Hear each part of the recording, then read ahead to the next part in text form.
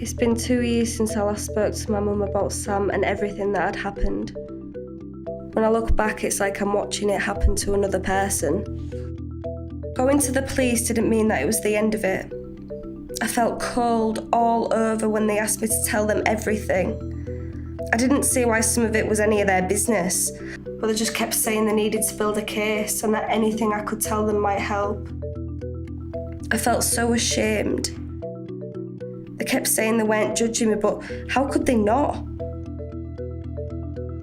During the investigation, the police suspected that Sam was involved with a gang who'd been doing this for a long time. They told me that he knew how to get me to go along with things, how to trick me.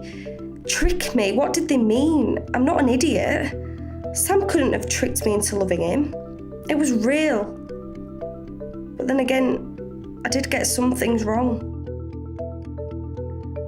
I can see now how it got in between me and my friends, from my mum even. Why there was all the secrecy and how the little things he did were meant to control me. The way I fell in love with him and yet was scared of him. Scared he'd share the pictures, scared he'd hurt my brother, scared that he wouldn't protect me and scared that I'd lose him. It was messed up. Maybe Sam didn't know any better, but no, I didn't want to get back into that.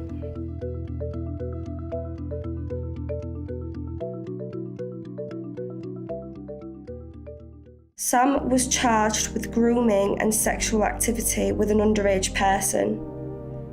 It sounds so seedy, like he's a paedophile.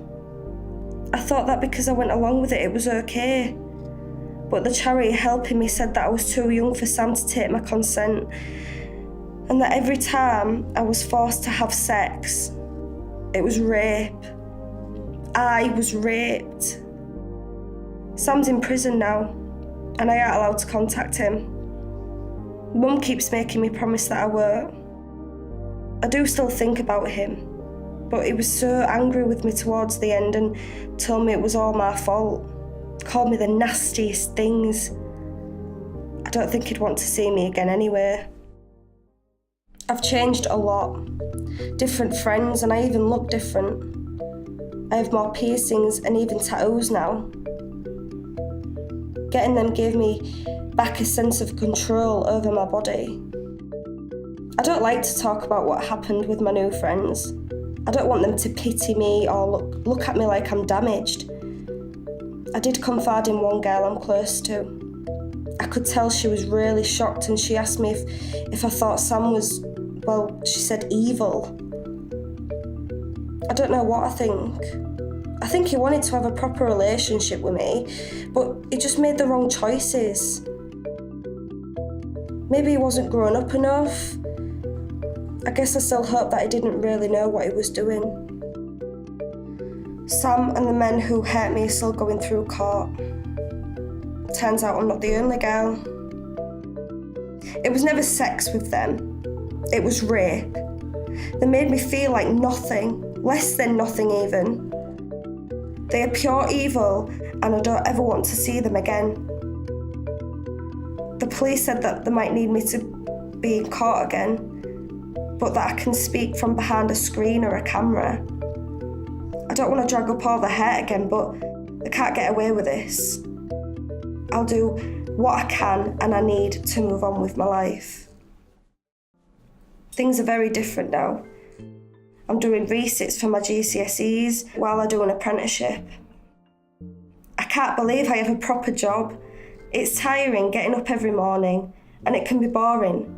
But I have money of my own and don't depend on anyone to get what I need. There is a guy on my course, same age as me. He seems okay. We're just hanging out. We'll see where it goes. Even my mum's starting to chill out. She knows that I ain't going to start going missing again, and I got off Facebook and Insta so that the gang can't reach me on there. I'm still on Snapchat though. I ain't going to be cut off from the rest of the world, am I? I do keep watching out for my brother. I don't want what happened to me to happen to him. I keep questioning everything, and maybe I'm a bit overprotective, but I know that boys can be groomed too. So I keep a close eye on who he's talking to, who he hangs out with, stuff like that. I know the warning signs better than anyone. Don't get me wrong, what happened was the worst and it'll be with me forever. I'm starting to see how good things might come from this. I'm so much more switched on than before. I even shared my story with some people from a project to help protect young people from sexual exploitation. They changed enough of my details so that he couldn't tell it was me. I'm glad I could help in some way. That's what we all need to do. We can't just stand by and let bad things happen. We have to look out for each other and step up when we need to. Right?